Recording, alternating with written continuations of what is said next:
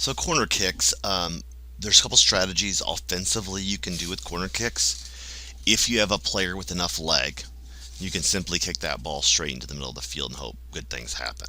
And that's where ultimately we're always trying to go, right? Is some sort of, kick into a good spot where the keeper doesn't really want to come out and get it, but your players can run onto that and score that. Um, so that's a strategy.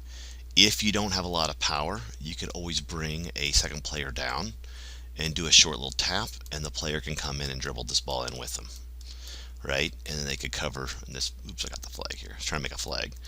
This player could then come in and help be part of it. So you can do a short corner kick. So that's an option. Another option is you could run your player up the baseline here, or the end line.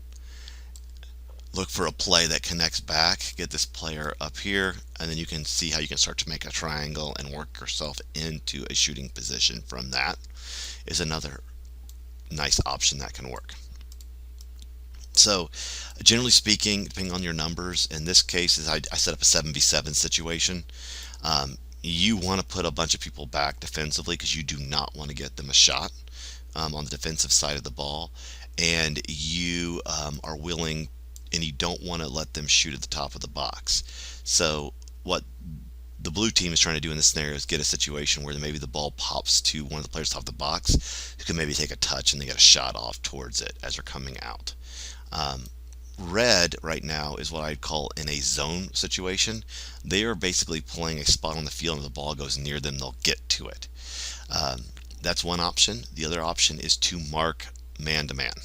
So in that scenario, you may do something like do a double mark here because we don't need to mark, and then if this player comes onto the field, then this player would run off to pick this person up once the ball's played. Maybe not run out, but like if the ball comes in, so they can double up in the middle. So that is an option. Um, the good news is that the most likely chance you're going to score in a soccer game is in the counterattack when the teams have pushed up against you. So having heavy numbers here, where these teams, where the blue team's all looking to score here and this team's all looking to get out, you can see that if red can win the ball, they can transition quickly up the field and potentially do so with numbers. Meaning they have one, two, three, four, five in the attack with only four defenders. So that's why I suggest bring defend everyone that you can back and only having the one single outlet up top if possible, because that'll allow you to transition much more quickly and allow you to stay connected and get up the field more quickly, because this player will be out of the play if you win the ball immediately. So that is the setup on the idea of that. The other end of that spectrum, though, is that blue could always be really aggressive and do what I call a box. So a box would look something where they would put someone kind of close to the near post, someone close to the far post, someone at the top of the box, and someone at the middle.